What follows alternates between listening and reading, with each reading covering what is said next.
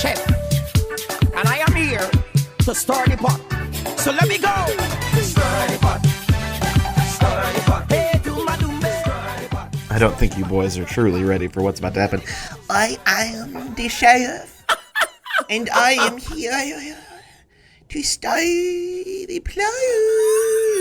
I hate this so much. So let me go. Stir the plot. Stir the plot. All right, what's up, guys? This is Stir the Plot, a podcast for movie lovers. My name's Derek Foltz. Thank you so much for that riveting performance by Halsey. My name is Brady King. Wow, this is what it's like to be at Coachella. My name's Colton Hart. Flower crowns for everybody. Flower crowns and Molly. Is Molly still a popular drug? I don't know. One time I went to a rave, watched this guy walk in, and he made a beeline for me across the room. He's like, "You want to buy some Molly?" And I was like, "Cool." I put off a vibe that I want to buy Molly. No, I'd actually just like to go home now. Actually, could you move over? You're making it hard for me to kneel down in prayer. Thank you very much. Pray the rave away.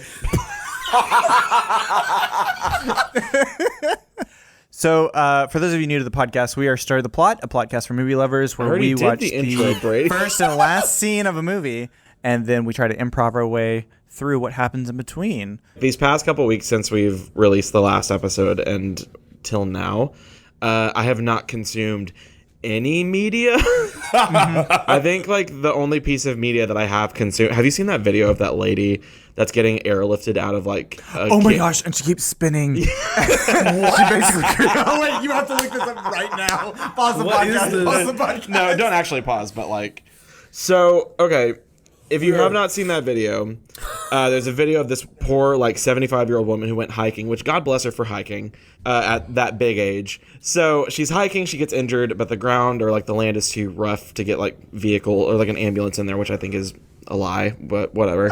I think they had this planned out from the very beginning, but that's a conspiracy theory for a later date. Ema said, "How can we spike our Twitter followers?" Yeah, they said, we're noticing like a real big dip in our like interactions with people. How do we Let's kill our engagement?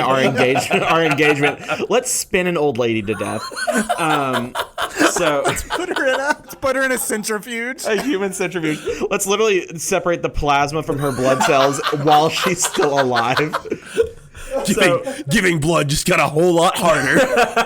you have to survive. So they're like airlifting her out of there, and she's in, I don't want to call it a body bag because she's not dead. She's not dead, but she'd probably wish she was like after this point. It's a big plastic casket. And she just starts in midair, just spinning.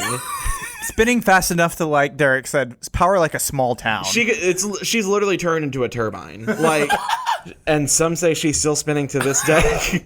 They say if you wish upon a shooting star hard enough, you'll just hear, "Hey!"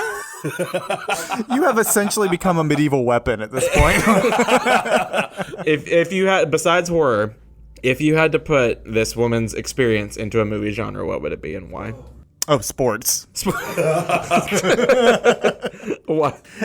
Hands down. Your Chariots of Fire. I don't feel she's like rising, like I don't feel like a competitive sport exists for this, but she won it. Whatever it is, she won it. Well, they were about like this is the helicopter was David, life is Goliath, and she was the stone and the slingshot. What they don't show in the video is that the rope actually snaps, but she's moving so fast that it doesn't matter.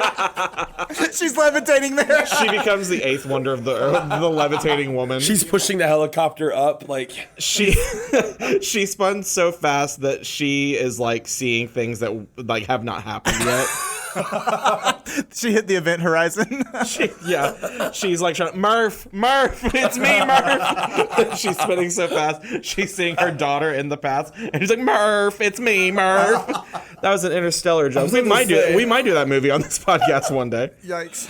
Oh man. Well, speaking of Christopher Nolan, what about him?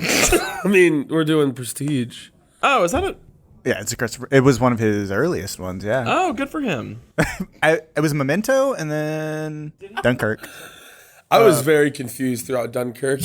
Oh, really? Well, I was like catch the beginning. Well, you kind of have to be like intelligent in order to understand. yeah, and that's why I had a roommate in college who his old roommate, he got home from watching Interstellar or his roommate was like, "Oh, how'd you like it?" And my friend was like, "Oh, you know, it was, like, I liked it. It was just kind of confusing though." And he like legit was like, "Well, you kind of have to like be intelligent in order to understand it." And I was like, "So people like that like legitimately exist? They're like, you have to be intelligent in order to understand Interstellar." I'm like, "Yeah, fake science, the musical." Like, I guess if you want to understand like every physical aspect of that movie, sure, but like, yeah, like, so that's what, if you need to take anything away from that movie, folks, it's that what NASA and big government is not telling you is that Matthew McConaughey is an interdimensional being. Matthew McConaughey is now a deity. Speaking of Christopher Nolan, we are going to be doing The Prestige today. Ew. Yeah, which I have seen. It has been a little while. I have heard of The Prestige. It was only because I put it on multiple times while I tried to fall asleep in my bed at like 2 volume. I also take 2 volume when I need to go to sleep. My doctor prescribed me 2 volume. My Walgreens pharmacist doesn't know, and it won't hurt him. Yeah, so for those of you who are new to the podcast, we are not allowed to... Well, legally, we cannot include movie audio. Yeah, we're absolutely like, we can do whatever we want. But Johnny Law will come beating down our door and arrest us if we play 1 second of The Prestige. Christopher Nolan himself will burst into the room and say, "Oh, we're going to put on these handcuffs and we're going to arrest you and we're going to take you down to the pokey." And I'm going to be like, "Fair enough, sir. Please take me away." The only reason we don't is we fear the invisible hand of interdimensional Matthew McConaughey. That's really the only thing that stopped That's what I'm the saying. bookshelf was shaking. The bookshelf was shaking. He's here. Who's throwing books at me? Stop it!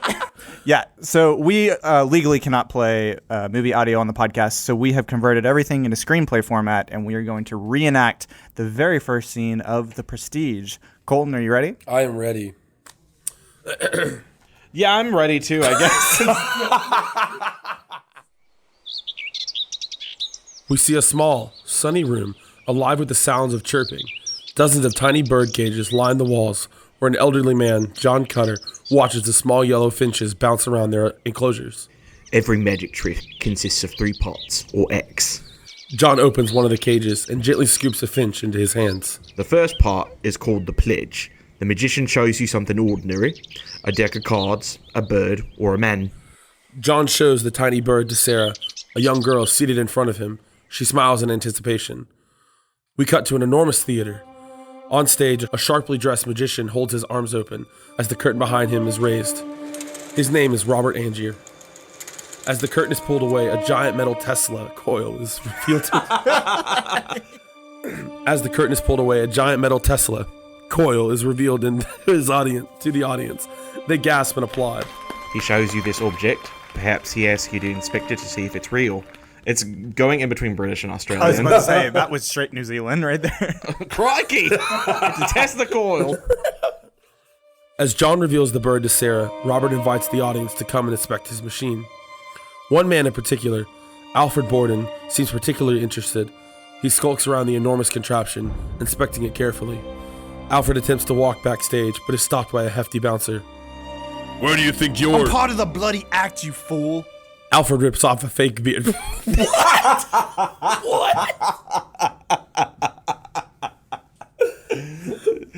Oh no, me when I'm trying to get a new free trial. Amazon says this is the 4th time you tried to log in with. I'm a part of the bloody act, you fool. Oh man. Alfred rips off a fake beard. The bouncer, convinced, releases him. On stage, Robert tosses his coat to his stagehand. Behind him, the coil ignites in an explosion of bright blue lightning.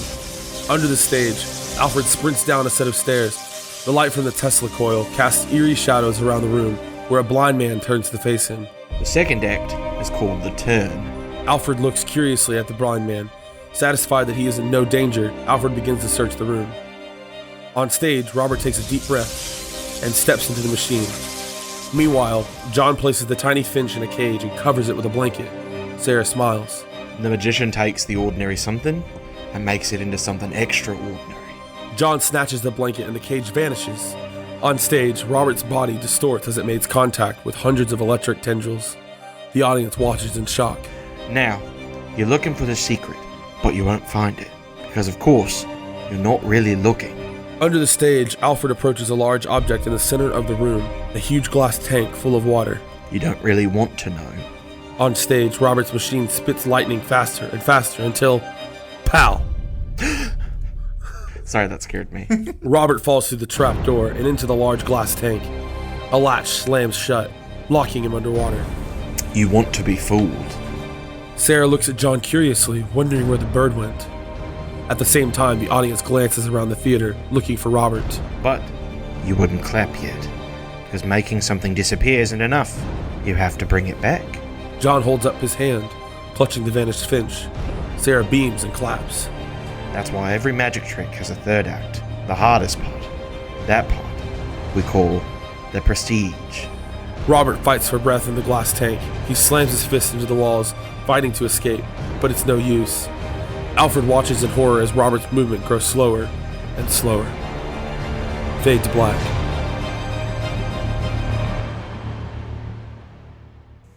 So here's my initial thought on this movie. Because I think with the It episode, we established this universe of monster hunters, right? Go on. I think in this movie, here we have Alfred, who has been a monster hunter since birth. He's caught every cryptid known to mankind. I mean, like mermaids, the Loch Ness Monster, Tupac, like all of them. And the only one he hasn't caught is a magician. Oh. So he sets this elaborate trap. Okay. Right?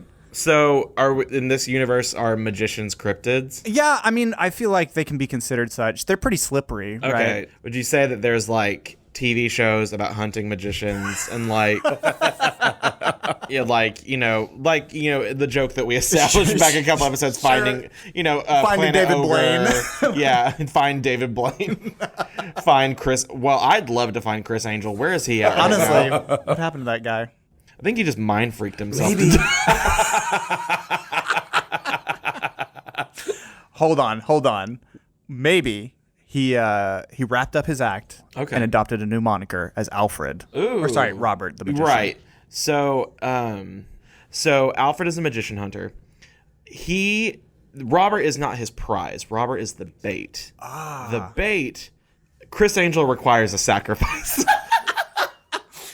And he prefers his victims alive, which is why they've got to be kept fresh in a tank of water.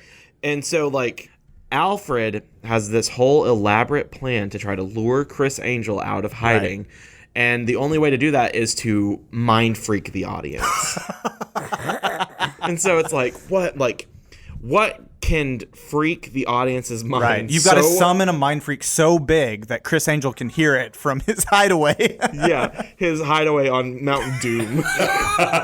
Or his hideaway just like in, like the old design of Hot Topics with like the big like metal gate doors. He lives in one of those. Right next to like the Black Veil Brides t-shirts.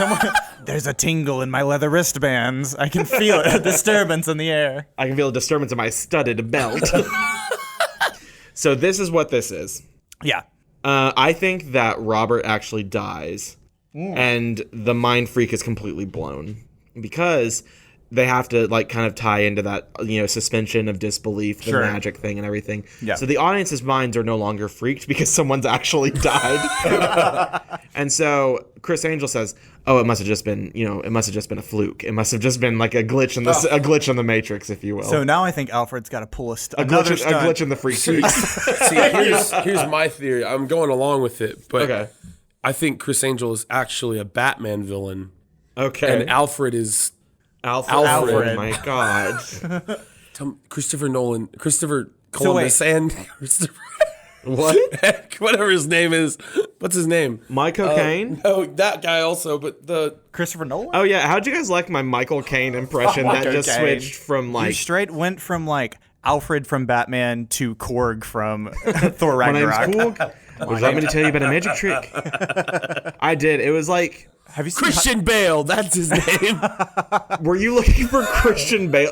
He's in The Prestige.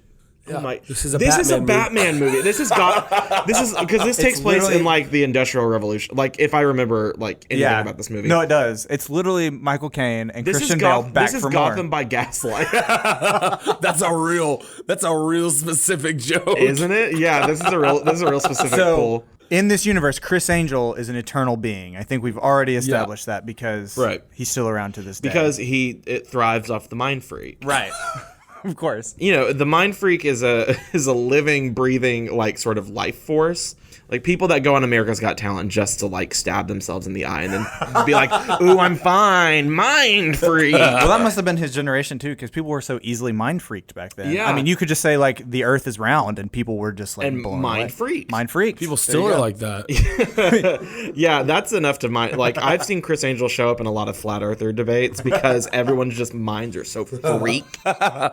He's present at most TED Talks, I hear. Yeah. Why I played video games to cure my depression. Criss Angel's just in the balcony, I feel free. Yes. I love this universe that we've set up, and I'm really excited to see where it's going. Yeah, let's figure out where this is gonna go. Can't wait for Batman to show up. Robert sits on the floor of a dimly lit basement, clutching a bloody gunshot wound in his side. Alfred crouches in front of him, holding a small revolver. You went halfway around the world. You spent a fortune. You did terrible things. Really terrible things, Robert. And all for nothing. Robert smirks painfully. Nothing. You never understood why we did this. The audience knows the truth. The world is simple, miserable, solid all the way through. Oh, wow, he's not a flat earther. But if you could fool them, even for a second, then you can make them wonder. And then you got to see something very special. He shakes his head. You really don't know. It was the look on their faces. Robert's eyes begin to slip as he lets out his last breath. He falls backwards. His leg knocks over a kerosene lamp on the floor. Every magic trick consists of 3 parts, or X. Alfred watches as the flames begin to spread across the room. The first part is called the pledge. The magician shows you something ordinary, a deck of cards, a bird, or a man.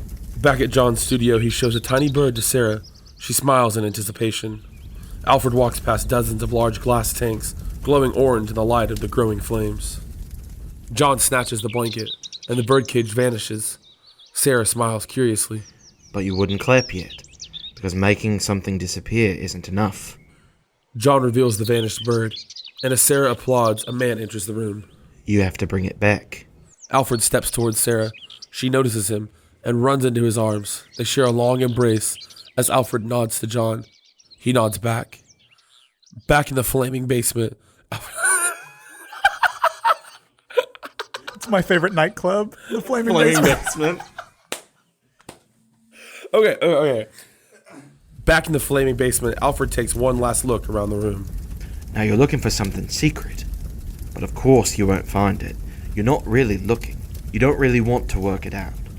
The glass tanks begin to glow under the heat of the flames. Inside, we can barely make out a floating figure. Robert. You want to be fooled. What an ending. That's actually super, Yeah. just completely out of context, kind of knowing, I mean, it's the ending scene's pretty descriptive. Yeah. That's a super cool ending. It's honestly, the movie itself is phenomenal. It is such a good movie. This is our 10th one, and I've never wanted to go watch a movie more than just from reading the last scene. It's sick. So I'm assuming from the dozens of glass tanks that he tried and failed to catch this magician more than once. I think, what really makes me think that Robert is Criss Angel, or is at least possessed by Criss Angel, is the line on page 4. Can you turn with us, audience? Yeah, Let's take a look. if you are following along in your book, turn to page 4. Open up your packet. Where he says, you can make them wonder, you get to see something really special. It's the look on their faces. He revels in the fact that they are mind freaked. I think it's taken this long for Alfred to realize that Robert was actually possessed by Criss Angel the whole time. I think the whole time, there's, a flashback scene in the middle of this, obviously, where it's Robert and Alfred meet and they're friends. But what Alfred doesn't know is that Robert at some point gets possessed by the spirit of Criss Angel after trying to do that ball in the cup trick. Yeah. And he mind freaks his parents, and Criss Angel deems him a worthy host. And so he possesses Robert and is together we will mind freak the entire world. Of course, yeah. Right. And so I think towards the middle of this movie, Alfred begins to wonder that something's wrong. And then, of course, Commissioner Gordon comes in and Right. starts realizing that crime is going rampant in your movie. Yeah. It's okay. It's okay. No, it's okay. Take your time. That's okay. And in order to do the ultimate mind freak, he needs Right. 2 human sacrifices, which just so happen to be little Christian Bale's parents. Poor Alfred. Cuts into Batman Begins. So I think we can take this movie and turn it into a horror movie. I mean, I think that's what it is. But like an action horror movie. Of course, Right. yeah. Like not, one of those like dumb, stupid, psychological something that like makes you think about like the duality of mankind. Sure. Or, So like, I think maybe like in order to attract Criss Angel, Alfred Right. starts to mind freak his own home. Right. Okay. He starts to do magic tricks in the bathroom. Yeah, like- so he's like trying to like build up the mind freak energy like in his own home. Yeah, and sure enough, like Criss Angel starts showing up, but subtly, like he's knocking over books. He's like playing the piano late at night. Uh-huh. He like Alfred like washes his face in the mirror, like looks up, and like it's just like Criss Angel. And he gets mind freaked. Yeah. And, like which just kind of builds the whole like atmosphere in the house of like mind freakedness. He's putting eyeliner on. Yeah, and Yeah. And so where does John and Sarah fit into all of this? Like what are their Well, I roles? think because at the end, Alfred goes to hug his daughter. So maybe John was tasked with keeping his daughter safe, like out of the house. He's like, keep her safe at all We don't want to costs. mind freak the girl. Right, she's too young to be mind freaked because he remembers that he started noticing things were wrong with Robert, like when he was really young. So I think that this whole like sort of Robert burning alive but not really burning alive thing, Right. I think that is what causes Criss Angel to be like, oh, he's not like a worthy successor. Oh, gotcha. And he leaves. And so right? he passes on to John. Oh. Because, or, wait a minute. Ooh, yeah. I know you see me standing here. He splits up his soul like a Horcrux Into 12 different Roberts for 12 different takes. 12 different timelines. This is literally the plot of Kingdom Hearts 3. It's literally the main antagonist of Kingdom Hearts literally splits his heart into 13 different people. I think we've also crossed genres like 3 times now. Yeah. This is like delving into like fantasy now. So he splits his soul Into his like mind freaked essence.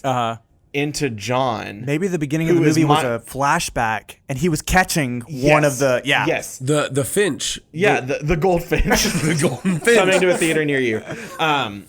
So he splits his soul into John. Mm-hmm. John, tasked with keeping Sarah safe, is now possessed by a part of Criss Angel. Right. He mind freaks Sarah, who's an incredibly, like, in this world, she's like an incredibly powerful force, and that's why Alfred needs to keep her locked away. She's like the key to like defeating Criss Angel, and the only way that Criss Angel can like, she's the key to defeating Criss Angel. What a sentence right there. Someone needs to defeat Criss Angel. He's been a blight on our universe for too long. Someone needs to step up. Someone needs to take up the mantle of defeating Criss Angel. Search your local hot topic, not right now. Every other magician that's tried to defeat Criss Angel has ended up dead in a ditch. Why do you think we don't hear from Penn and Teller anymore? Why do you think Teller never talks? Yeah, Criss Angel stole his tongue after he got mind freaked. Why do you think Siegfried and Roy got attacked by those tigers, even though they're not magicians?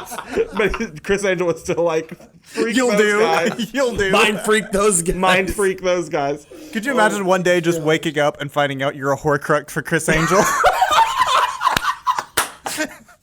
How did I get this leather bracelet? What is this? Why is there a bottle of nail polish in my drawer? Why do I suddenly feel like I just want to listen to My Chemical Romance? Does anyone else hear that Gino? Whoa, that hurts. It's a little close it's to a little home. too close to home for a lot of us in here. So, John, possessed by Criss Angel, mind freaks Sarah,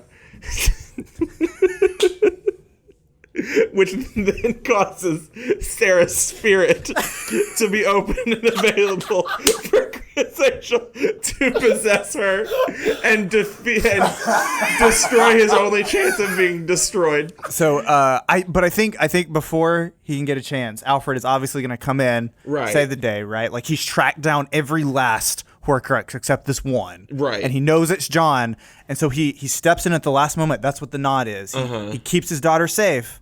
And then he like nods to John. He's like, I know I know. I'm coming I know for what you. you are. Mm-hmm. And then John says, you want to be fooled. Mm-hmm. But it shows Robert because he's Criss Angel has now taken a hold of the film, and he's trying to mind freak us. Criss Angel is in the process of mind freaking. How many times are we going to say mind freak in this one podcast? Someone track down Christopher Nolan right now. I want post this recording. Right. I want one of our first promo images for this podcast to be how many times we say mind freak in this episode, and all variations of mind freak. Oh my gosh. All right, so I think Alfred eventually, of course, like post-credit scene is going to be the big battle between Alfred and... Well, no, okay, no. Robert's obviously not dead. Right. I don't know why I said he was dead. John goes in and saves Robert, who has, Criss Angel has exited his body. Right. Because he himself got mind freaked by a gun. Criss Angel's one weakness. Bullets. Criss Angel's one weakness, a gun. Well, two weaknesses, Sarah and a gun. A girl with a Glock. And this is literally back. This is back to it. Who would have thought a bullet through the kidney could do that to a man? So he goes and he saves Robert. Yeah. This is a post-credit scene. Mm-hmm. He brings him into like this big council hall. Yeah. And the lights come up, and it's just like, I don't know, 11 other people. Yeah. All with Criss Angel, like his soul in each one of them. And he's like, all right, it's time to enact Planet Mind Freak. But like each And he turns on the Tesla coil. They're conjoined back into one. Yes. And then wait a minute. Ooh, that's actually kind of cool. So I'm going to take that. I'm going to steal that idea. I'm Okay, go. So they go into this like into the theater. There's 12 there's 13 people in there, all with Criss Angel's soul in them. They gather around the Tesla coil. They turn on the Tesla coil. There's a big flash of lightning, whatever. The smoke clears. Guess who's standing in the middle of the Tesla coil? Criss mind freaking Angel. And he says, it's time to party. And just like, boom, that's it. And then like they pull an in-game ending, portals open up, and every magician from every universe comes in to defeat Criss Angel. Penn and Teller. Those are the only magicians I can think of. Penn and Teller, David Blaine, that one guy that just won the most recent season of America's Got Talent, the guy that does the card tricks. All right, so it's a little less climactic than I thought it was going to be. No, we can keep going. That one guy that did my 4th birthday party. I think he's in jail clowns. now. I think he's in jail. No, we keep the clowns away from this movie. No, I really just think that this is Robert Pattinson and John Hamm fighting for the role. Fighting for the role of Batman. If there were two people on this earth that were going to fight for this role, it would be John Hamm and Robert Pattinson. Because everyone else has seen like the recent kind of box office cancer that is a Batman movie, and we're just like, we're good. No. Pass. Hard pass. Oh, man. That was a good one. Good job. So we've turned it kind of into like an action fantasy cross genre mind this bending is a genre puzzler. This is a genre bending genre ending film. This movie transcends all genres. Like Criss Angel. Like It Criss transcends Angel. all genres, time, space. You're going to be chewing on this one for a while. Well, also, don't watch this if you are in the mood to get mind freaked, because this movie, like I said, Criss Angel has taken a hold of the film. Kind of like in that movie Sinister, Bagul takes a hold of the film and will jump through your TV screen and mind freak you. And then you, too, will become a vessel for Criss Angel. Yo, I just looked up Criss Angel. Is he okay? Yeah, he's still doing events. Well, he's old. I just want y'all to take a gander at how you think you spell Chris. It's like Kriss. It's Criss. That's one eye away from crisis, which Criss Angel is in the middle of right now because he's like, I don't have anything going on. So, like, when you say he's still doing events, what constitutes as an event? Like birthday parties or what? Lou Fontaine Theater. In Vegas? In New York.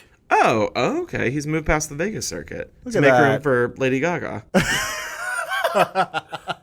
They need an event venue to clear out. They just calling Criss Angel to come. Criss Angel is like the one person that will draw a crowd away from Vegas.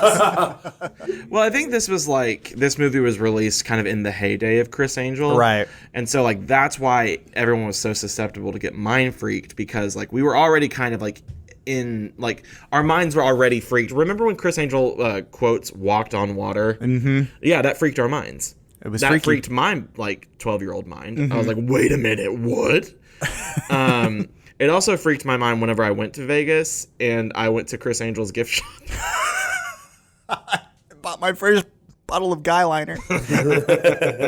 I bought my first studded belt, and it was all over from there. I am personally a vessel for Criss Angel. Yo, Criss Angel is 51 years old. Oh my God. He was born in 1967. 51 in this time. Yeah. I was about to say, no. Criss Angel is eternal. He had a metal rock band. Of course he did. What's its name? What's the band's name? Angel. His real name is Christopher Nicholas Stark. I'm leaving. Saratonkos. That's his Latin name. That's his forgotten. That's the name that's been forgotten to the ages. Yeah. Now all we know is Criss Angel. And if you say it backwards, all the lights will start flickering. And then your mind gets freaked. Well, I think 55 is when the hunt begins for his next vessel. Yeah. Well, because his old, like, frail mortal frame, he's like, I have to get rid of this. He's experienced like human mortal death before, which is why he still does events. Because gotcha. It's a little harder to mind freak people just because of the trauma that we've all experienced with, like this past election. Different like other events in our lives, so it's harder for us to get mind freaked, and so it's like conspiracy theories are all sort of coming back around. Like we're ready to be freaked again. Like everyone watches Shane Dawson videos. It's a scary time we live in. Alex Jones has prepped us. He has primed us for. Do you think Alex Jones is a vessel for Criss Angel? I think the two might be working together at least. I think at so. The very least. I think Alex Jones is like his star screen. he tells Alex like, hey, yeah, you'll take over one day, but like has no plans on. And like Alex, I think kind of knows that in the back of his mind. Right. But he's like, I'm still gonna serve Criss because like Criss Angel is. So now we've got sort of like a Lion King scenario where Criss Angel rules the kingdom of Mind Freak, but Alex Jones wants it for himself. So like Alex Jones, Joe Rogan, who else is just a garbage person? It's Mind Freaky. Who else is Mind Freaky? Miley Cyrus. Miley Cyrus is Ashley O in the newest season of Black Mirror. I think that Kanye has recently become a vessel for Criss Angel, poised to take over the throne. Yeah. Because I mean, remember that album he promised back in like September? Very true. And never delivered. But also, like, remember when he said slavery was a choice? I'm like, remember the Trump phase? How could I forget? I try very hard to. I think like nowadays a lot more celebrities are getting mind freaked and like getting taken over by Criss Angel, which is going to start Planet Mind Freak. Yeah. And I think that the hero that's going to save us all, John Oliver. I know. I think. Keanu Reeves. Okay. We're here. We made it. Mm-hmm. It's gotta be Keanu. The person that's gonna save us all from the fury of Criss Angel is Keanu Reeves. Yeah, 100%. That's gonna be what John Wick 4 is about. Taking down all of Criss. It's gonna be a documentary. Killing an Angel, John Wick 4. Oh my God. Y'all, this movie has an insane cast. Hugh Jackman, Christian Bale, Scarlett Johansson, David Bowie, Michael Caine, and Andy Serkis are all in this movie. What CGI character is he playing in this? Is he playing the Tesla coil? Halfway through the movie, Caesar from Rise of the Planet of the Apes. Caesar loved magic. Caesar hated Criss Angel. All right, Brady, you're the only one that's seen this movie. Yeah. So basically, this movie is the tale of two rival magicians who are constantly trying to outdo each other. So it's Hugh Jackman and Christian Bale. Okay. Hugh Jackman, at the beginning of the movie, dies. He's in that tank. He drowns. Yeah. Okay. And the death is blamed on Alfred. Which is Christian Bale. Which is Christian Bale, right? And then it goes back in time and tells the story of these two rival magicians and how they're trying to constantly one-up each other until eventually it ends in what you think is a murder. But there's like a huge plot twist at the end, and you figure out like all the stuff that you thought was going on. It's wild. I really don't want to spoil it for you guys because if you haven't seen it yet, like you really. Well, I mean, we just read the ending, so it's like there's still so many like intricate little plot lines in here. Like literally just reading the ending, like I said, I was like, this is cool. Like, yeah, it's very interesting. Just the way it's written, and like I can just imagine the way that it's like filmed too. I'm just like, dang, like this is sick. It definitely is like Nolan at his most Nolan. I feel like right. Okay. So that was the real plot, and then Brady's fake plot, or whatever he was talking about, of the Prestige. Yeah. So, hey Colton, could you look under your chair real quick do you see a segment under there that you want to do? Colton almost just legitimately fell out of his chair. It's shaken, not stirred.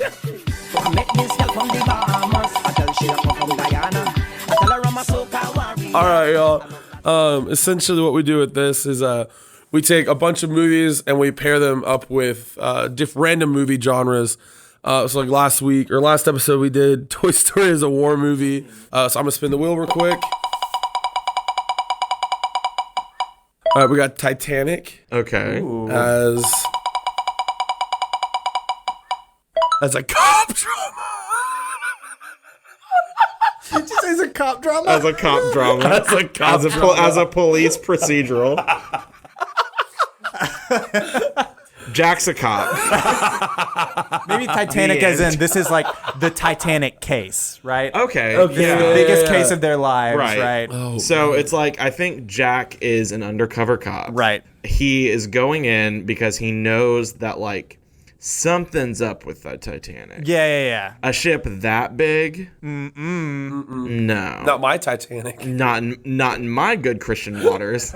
Yeah, and he's a small town cop, but he stumbles upon this conspiracy that somebody somewhere is going to wreck the Titanic. And it's up to him to get on board and stop that train from rolling. Right. And so he gets on the Titanic and he falls in love with Rose. Of course. Who we find out later in the movie is the reason why the Titanic crashed. She is the iceberg. She's a witch. And that cop's name? Paul Blart. Paul Blart, Mall Cop 3. Titanic. So I think that Jack goes onto the boat. He's obviously like trying to figure out who's about to sink the Titanic. He falls in love with Rose. Mm-hmm. I think it kind of continues on from normal at that point. But with just the added context of that he's an undercover cop. He then finds out that Rose is the one. He finds out like towards the end after they've already crashed into the iceberg. Through stellar detective work, of course. And like that's the reason why she doesn't get him on the door. Oh. Yeah. He knows too much. He knows too much. And she's like, you're never going to know. Mm-hmm. And that's when she drops him into the ocean. Oh my gosh. She gets away with it. Genius. This is real. All right, Colton, let's go ahead and get another. Wizard of Oz. Oh no, I spent the wrong wheel. Oh no, we've got Criss Angel's Mindfreaking our game. Okay, Wizard of Oz. As an action movie, I mean, Arnold Schwarzenegger plays Dorothy. I was gonna say plays the Tin as Man. he shoots his way through the land of Oz. There's no place like home. It's Aslan plays the lion. Not even Liam Neeson, just Aslan the lion from Chronicles of Narnia. You heard it here. Aslan is a real person.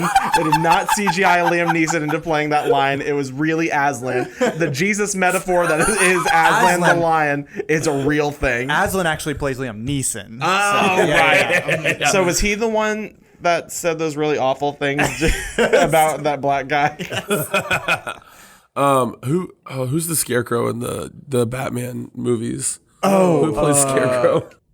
Cillian Murphy. Cillian Murphy. It's those three, and they're just blowing their way through Munchkin so Land. Arnold Schwarzenegger as Dorothy, literally Aslan as the Cowardly Lion, and Cillian Murphy, the Scarecrow. Who do you think plays Toto? Ghost from Game of Thrones. Gosh. Either that or who's the guy from Twilight? Andy Serkis. Or it's Andy Serkis. Toto is Cerberus, the three-headed dog that guards the gates of hell. Excuse me, the gates of heck. The Gates of Heck. Is there another character in The Wizard of Oz? Wait, we didn't see who played, because Arnold Schwarzenegger is playing Dorothy. I was thinking Arnold Schwarzenegger plays Tin Man. No, that's low-hanging fruit. I think it is Arnold Schwarzenegger, but as the Terminator. Oh, yeah. Okay. Then who's playing Dorothy? Uma Thurman. Oh, Uma Thurman. Uma Thurman is Dorothy. Mm-hmm. Arnold Schwarzenegger is as the Terminator, as Tin Man. Aslan as the coward. That's the funny. Aslan as Aslan as Aslan. Aslan as Aslan as Aslan as the Cowardly Lion. And then Cillian Murphy as the Scarecrow from Batman Begins. All fighting the Wicked Witch of the East, Cersei Lannister. The Wicked Witch of the West as played by Jessica Walter. And the Flying Monkeys as played by Andy Serkis. Yeah.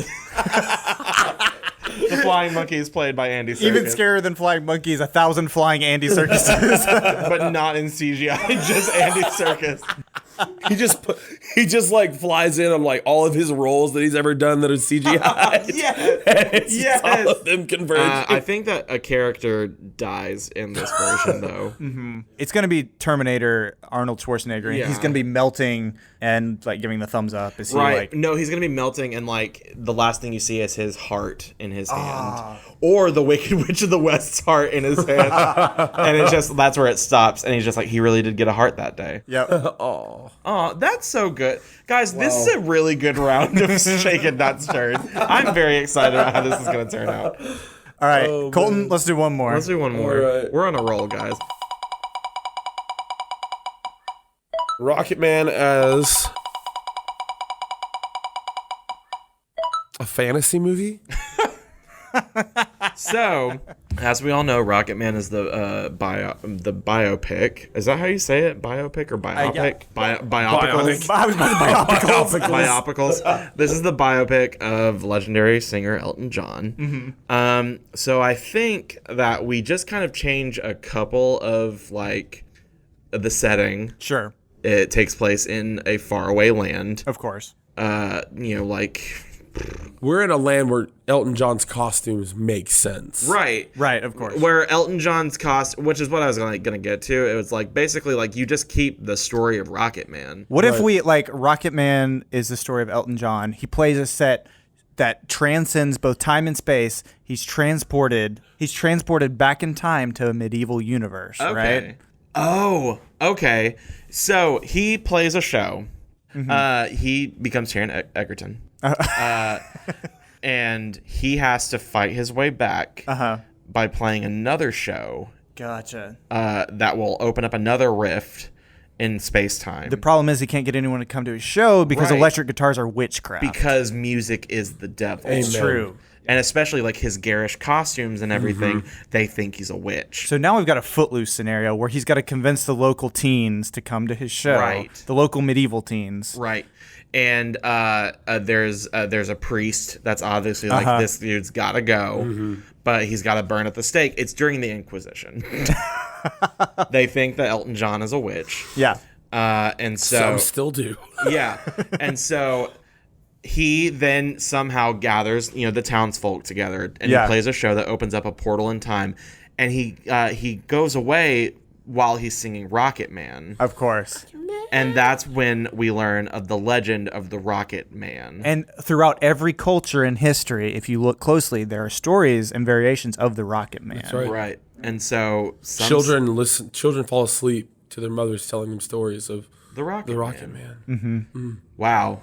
Okay. My heart has been warmed. We really turned this around. All right. That was Shaken Not Stirred. And now we go to the portion of the podcast that literally just makes us like every other movie podcast. That Derek came up with all by himself with no help. All by myself with no help because I'm unoriginal.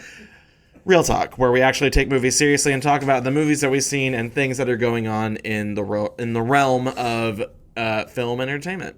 Gucci. So I'll start because I am the mother of this child. So I have not seen great movies since the last time we recorded.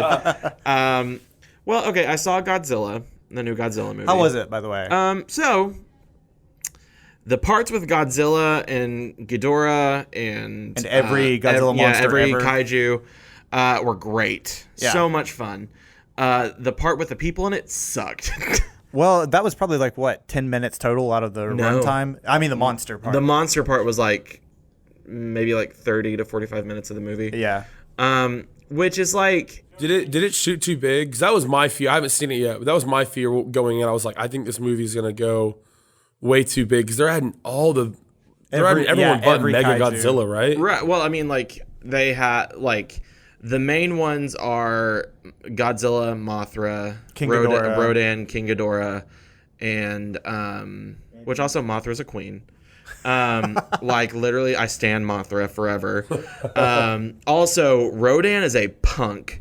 Literally, he pulls a full Starscream in this movie. Like, he flip-flops back and forth so many different times. He's like, nah, I'm going to serve Ghidorah. And then he gets, like, stabbed by Mothra, and he's like, maybe I shouldn't have done this. And then he, like, goes to Godzilla. He's like, hey, homie, like, what's up? Like, sorry about all this, like, you know, this mess I've caused and everything. Like, we're still cool, right? And Godzilla's like, yeah, I guess, whatever. This is exactly how the movie went. Yeah, Right, yeah. exactly. Yeah, this is word for word transcript. Yeah, be careful, Brittany. Whenever you edit this out, we have to. Yeah. Godzilla We're himself treading will on sue thin us. copyright ice here.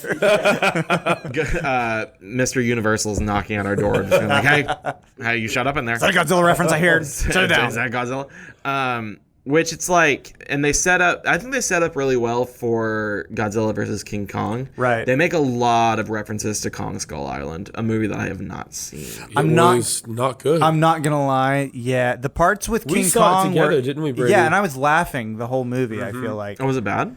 it wasn't good. Okay. So I love Samuel L. Jackson. Okay. He was not given good material for this movie. Which I heard that people were like, this movie was surprisingly good. Really? Yeah, I did not I've think heard so that at people. all. I've heard people say was- like this movie's surprisingly good. I was surprised. It's like what was? Did you watch Power Rangers? Yeah. Like I feel like everyone with Power Rangers had the bar just like through the basement, and it like met it, but it like surpassed it. But it wasn't great. But everyone was like, oh. Well, like I go into a lot of movies like that nowadays, where it's like Sure, I go yeah. in with no expectations. Yeah, Yeah, I I heard didn't that- hate the Godzilla movie. It was just not. Or I'm sorry, the King Kong movie. It just wasn't amazing. Yeah. Will I pay money to go watch King Kong fight Godzilla? Right. Abso-freaking-lutely. Only if there's a human. Abso-mind-freaking-lutely. Only if there's a human aspect to it. Yes. Only if there's a 45 to an hour long human Yeah. subplot. Only if there's Millie Bobby Brown. So I also, was it last weekend or the weekend before that, I saw Dark Phoenix. And How was 6.1 on IMDb? Is it really? Yeah. It's like a 23% on Rotten Tomatoes. Yikes. Man. I was disappointed with how impressed I was. Really? Again, I walked in with very low expectations. Sure. Just because Apocalypse was not good at all. I'm not even going to pretend to try to defend that movie. Nope. And this movie wasn't great either. In the slightest. I feel like the Dark Phoenix story has been overdone. I think the X-Men movies need to take a rest. Which, is going to happen. Like, Sure. they got bought out by Disney, so it's like I think they said we're not going to see X-Men enter into the MCU until like 2023 or something like that. Which sucks because they constantly crossed over in the comics. Yeah. I'm like, excited about it. Like, I'm so excited yeah, to see. well, yeah, it's like I want to see what they're gonna do with like the newer Avengers and then Sure. X-Men. Well, because I mean, like even like current day Marvel comics, they have crossovers with Deadpool, Right. crossovers with X-Men, which Fantastic I Four. think Disney will finally be able to actually do now. Right. They had to collect all the Infinity Stones Right. before they could. Fox, Sony, and Yeah. Yeah. Which Marvel. they're still planning on introducing Fantastic Four and X-Men, Yeah. but like not until like 5 years down the line. and I think which kind of sucks. I think it's crazy that one day we're gonna be sitting in a theater, and a trailer is gonna pop up, and we're gonna be like, "What?" For And like the Avengers versus the X-Men. or something like that, or like we're gonna see the little Fantastic Four logo, and we're gonna be like, "Yes!" Like, I think We're gonna be legitimately excited for it. It's gonna be crazy. Yeah, I just think the X-Men movies need to take a rest. That's what I think. I think they need to go on sabbatical, and I think that they are. What have y'all been up to before we get into the kind of like serious? So I started watching Chernobyl specifically because I forgot to cancel my HBO subscription after Game of Thrones ended. So I was like, might as well make the most of this one. So I started watching Chernobyl. Fantastic show. Awesome. It is really, really well done. one thing I don't really deal super well with is dramas like this that have real life implications or like that actually happened. Because Chernobyl's awesome until you realize that it's like, oh, these people's faces actually melted off. And you're like, oh, that's horrifying. Well, it's like we like to think of Chernobyl as like the source of like a lot of like horror movies and stuff like that. Of like, oh, radiation, like people like got mutated and stuff like that. Yeah. But, like people actually died. Like this is like a real life tragedy that happened. It's a phenomenal show. So if you've got an HBO subscription, I would definitely make the most of it and check out Chernobyl. Yeah. Colton, what about you? Well, strap in because I'm about to critique a DC thing. Oh, and I never do that. Hot take. The DC movies are bad. I've watched season 1 of Titans since we've last been with each other. Nope, I don't like that. Since we've last known each other biblically. Since our last rendezvous. Since our last tryst. Since we last saw each other. And I've started Doom Patrol. Okay. Titans is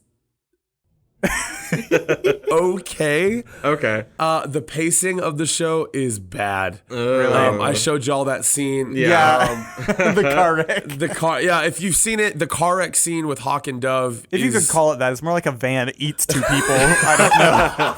Yeah, it looked like a scene from like a modern like Grand Theft Auto Pac-Man crossover. I don't know. It's not good. Starfire is a wreck of a character. Really? She plays, I just don't know where they were going with it. She plays this like, she looks cool. Yeah. Looks cool. The way they did characters for like Robin and Raven and Beast Boy, phenomenal. Literally watching these teenagers and how they would react to Raven having powers. Yeah. Because like she kills a guy and then Nightwing, or I'm sorry, he doesn't become Nightwing yet. Robin struggling with like living out of Batman's shadow. Okay. Great. So it's got good parts, but it's also got not good parts. I saw the trailer for Titans and I was like, the appeal of this show is watch angsty superheroes say the F word. I was like, well, it's like I watched it and I was like, nothing about this made me want to watch the actual show that you have right now. It made me just want to watch the Teen Titans. Honestly, I really like that DC has this streaming service, which is I didn't think I would say. Right. Because it's basically like DC's like, screw you, we're gonna do what we want. Right. And that's basically what they do. Because they know their TV properties are more successful than their movie properties. Yeah, sure. Speaking of, how is Doom Patrol, by the way? It is one of the craziest shows I've ever watched. It is wild. The way you explained it to me was like they're very self-aware of their target demographic. Yeah. Right. So there's a character called Mr. Nobody, and he knows that you're watching a TV show, and he'll like say like he'll talk, and someone was like, "Who are you talking to?" He'll go, people on Reddit and people who are still paying for a subscription or like something like that. Okay. And it's like, it also has great character development. There's a character, you hate her because she does nothing. And then literally in like about 5 seconds of one of like the 4th or 5th episode, completely like you're like, this is my favorite character and I love her. Good. That's the kind of stuff I like. Is really good, solid character development that doesn't take forever to. Yeah, I've heard it gets really weird too, and so I'm kind of like, this is already weird. Yeah. Okay, so there's one more thing we have to talk about, and I hate that we're ending on this because it's such a serious, like, gross thing to end on. So we did an episode on the movie Chronicle, what was that, like 7 or 8? Oh no, that was like because it was after Suspiria, so I guess it was episode 7. So Chronicle was written by a guy named Max Landis. I, in this podcast, said that Max Landis was one of my favorite screenwriters, which at the time, I mean, was true, I guess. But just recently, Max Landis has had 8 women come out and say that he sexually assaulted them, that he was just an overall, like, really horrible, awful, like, monster to them. Like, was, like, physically abusive to them, verbally, emotionally abusive, sexually abusive. So basically, we're just here to say we hate Max Landis. Yeah. I wanted to retract the statement of me saying that Max Landis is one of my favorite screenwriters, because that's not true anymore. I think that opens up a conversation about, like, that I don't really particularly want to have on this, about, like, can you take an artist that is a really awful monster person, and separate their art from them. And I don't think that for some people is possible. Sorry to end on like that bummer, but like I think that just needed to be said, just for future reference in case like we blow up and like. So I mean, that way when we get picked up by like Serial and start getting thousands of followers when we become a This American Life joint. We can like have some plausible deniability of like, hey, like we understand that Max Landis is a bad person. We didn't know at the time that we did it, but that's all I really want to talk about sure. that. We right now we're sort of in like a weird spot because all three of us are working full time at a summer camp, and so our work schedules are just sort of insane right now. Yeah. So we would like to be consistent in releasing episodes as often as we can, but the truth is that's just not possible. Yeah, it's like right now we only get certain like nights off and like only like certain hours off, so it makes it almost like nearly impossible like to get together except for like on the weekends. So that being said, we're sorry we're not going to have a regular release schedule for the next, I don't know, probably a couple months. Yeah. But after that, we're going to try to get onto more of a regular release basis. Also, we're sorry that all of our comedy sounds like three passed out dudes giggling to themselves.